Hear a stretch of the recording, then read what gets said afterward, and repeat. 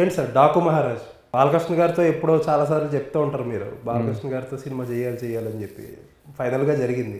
So ఇప్పుడు మనం బాలకృష్ణ గారితో సినిమా తీసినప్పుడు ఎప్పుడూ ఒక ఫుల్ మీల్స్ లానే ఉండాలి. అది మనం ఎక్స్పెరిమెంటల్ జానర్స్ ఇట్లా మనం అట్లాంటి ట్రై చేయడానికి లేదు సార్తో. సార్ ఎప్పుడంటే సార్కి ఏదన్నా ఒక ఫ్యామిలీ మాస్ పాటలు కామెడీ ఒక అన్ని రకాల ఎలిమెంట్స్తో ఒక ప్రాపర్ సౌత్ ఇండియన్ మీల్సే ఉండాలి ఎప్పుడు ఒక సినిమా అన్నప్పుడు.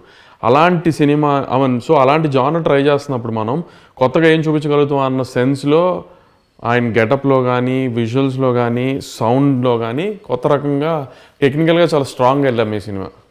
అంటే బాలకృష్ణ గారి సినిమా మీరు అన్నట్టు ఏంటంటే ఫుల్ మీల్స్లా ఉండాలి. బట్ ఏది హిట్ అయిన సినిమాలు కూడా ఫుల్ మీల్స్లా ఉండే సినిమాలు ఏం కాదు. అక్కడక్కడ కొన్ని బ్లాకులు రాసుకుని వాటిని బాగా ఎగ్జిక్యూట్ చేసుకుని వర్కౌట్ చేసిన సినిమాలు ఎప్పుడు దాకా. ఎగ్జాక్ట్లీ అవును అంతే. ప్రతి సినిమాలోని ఏదో ఒకటి తగ్గుతూ అనేది చాలా క్వైట్ కామన్. కామన్. అది ఎలా జాగ్రత్తలు తీసుకున్నారు ఈసారి? అంటే ఈసారి మీకు చాలా టైట్ ఉంటుంది సినిమా. 2 hours 24 minutes ఉంది లెంత్ కరెక్ట్గా cinema without censor ads. Film 2 hours 24 minutes ఉంది. 110 first half 114 second half. Proper ఒక వేస్ట్ సీన్ ఉండదు సినిమాలో.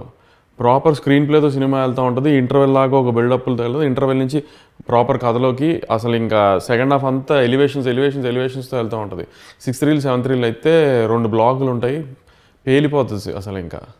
సో ఫస్ట్ హాఫ్లో పెట్టుకోవాల్సిన బ్లాక్లు ఫస్ట్ హాఫ్లో, ఇంటర్వెల్కి పెట్టుకోవాల్సిన బ్యాంగ్ ఇంటర్వెల్, సెకండ్ హాఫ్ కథ వస్తున్నప్పుడు కథ రివీల్ అవుతున్నప్పుడు ఆయన ట్రాన్స్ఫార్మేషన్ డాకుగా ఇవన్నీ బ్లాకులు దాని ఎలివేషన్స్ అన్నీ యాజ్ టీజ్గా ఒక ప్రాపర్ కమర్షియల్ పాట్ బాయిలర్ కానీ ఒక ఫార్మాట్లో ఒక జైలర్ లాగా ఒక విక్రమ్ కైండ్ ఆఫ్లో డిజైన్ చేసుకున్నాం. అంటే సితారాలో లాస్ట్ 1 yearగా వచ్చిన సినిమాలు చూస్తే ఆబ్వియస్లీ సక్సెస్ రేట్ బాగుంది. చాలామంది ఎక్కువ మాట్లాడే మాట ఏంటంటే చాలా ఫార్మాట్కి మీరు ఇందాక మాట్లాడినట్టు ఒక ఫార్మాట్ లేకపోతే ఒక కొలతలు సినిమా ఎంత ఉండాలి, లేకపోతే ఫస్ట్ హాఫ్లో ఇది ఉండాలి, ఇక్కడ ఉండాలి, ఈ టేక్ ఆఫ్ ఇలా ఉండాలి, ల్యాండింగ్ ఇలా ఉండాలి, ఇంటర్వెల్ బ్లాక్ ఇలా ఉండాలి, లేకపోతే క్లైమాక్స్ ఇలా ఉండాలి, చాలా కొలతలు పెట్టి తీస్తున్న సినిమాల్లాగా అనిపిస్తున్నాయి. సినిమా కథ రాసే ముందు ఒక జరుగుతుంది, షూట్ చేస్తున్నప్పుడు అలా ఉంటుంది, ఎడిటింగ్ టేబుల్లో చాలా చేంజెస్ చేస్తున్నారన్న ఇది ఉంది. ఏంటి మోడల్ సక్సెస్ఫుల్ మోడల్ సక్సెస్ అయింది ఆబ్వియస్లీ.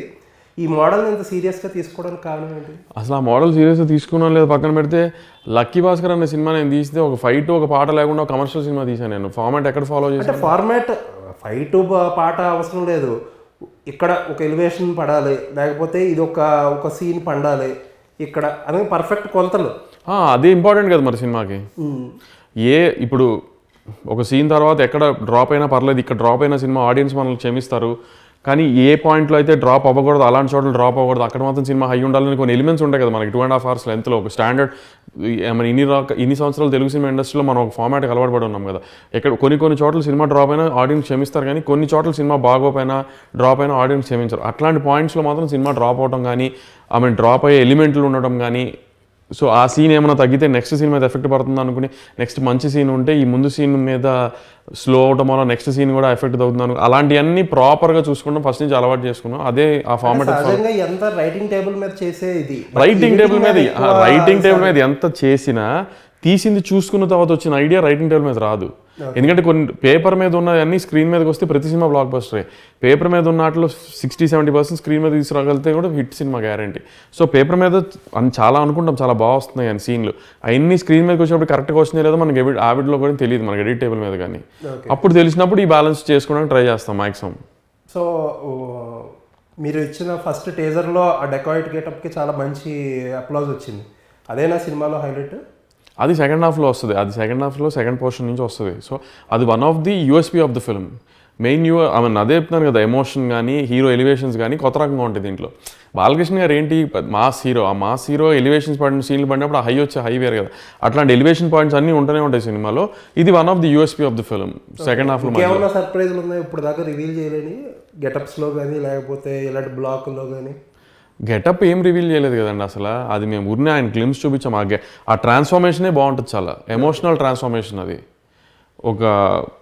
ఒక బాలకృష్ణ గారు డెకాయిట్ లాగా మారే ట్రాన్స్ఫార్మేషన్ చాలా బాగుంటుంది, ఆ ఎమోషనల్ ట్రాన్స్ఫార్మేషన్. ఓకే. ఈ పాప సెంటిమెంట్ ఏంటి? ఇప్పుడు సినిమాలో 3 హీరోయిన్లు ఉన్నారు, శ్రద్ధా శ్రీనాథ్, ప్రజ్ఞా జైస్వాల్, ఊర్వశి రౌతాల. ఈ ముగ్గురుతో ఒక్కొక్క రకమైన ఫార్మాట్ ఉంటుంది, ఇది ముగ్గురు ఆయనకి రిలేషన్. ఆ ఫార్మాట్స్లో ఉన్న వాటిలో నుంచి వచ్చిన ఒక ఎక్స్ట్రా ఈ లేయర్ సినిమాకి ఎమోషన్ పాప. ఓకే. సిగ్నిఫికెంట్ ఎపిసోడ్ ఉంటుంది అది ఫస్ట్ హాఫ్లో సిగ్నిఫికెంట్ ఎపిసోడ్ ఉంటుంది. ఓకే.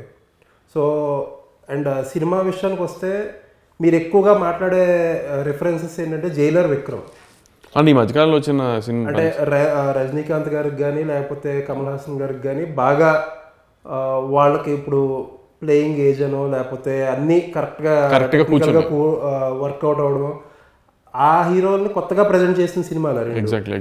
సో ఎంతవరకు ఇన్ఫ్లుయెన్స్ ఉంటుంది ఆ సినిమాలో? ఇన్ఫ్లుయెన్స్ ఏమి ఉండదు, జస్ట్ ఎగ్జాంపుల్స్ అంటే ఏంటంటే మీరు అన్నదే కొత్తగా చూపించారు రజనీకాంత్ గారిని కానీ కమల్ హాసన్ గారు కానీ, మనం కూడా బాలకృష్ణ గారిని కొత్తగా చూపిస్తామని ట్రై చేస్తున్నాం. ఓకే. అంటే ఎలివేషన్స్ కూడా ముందు బాలకృష్ణ గారి సినిమా ఎలివేషన్స్లో ఉండవు, కొత్తగా ఉంటాయి కొంచెం, అలా ఆ కైండ్లో చూపిస్తానికి ట్రై చేస్తున్నాం.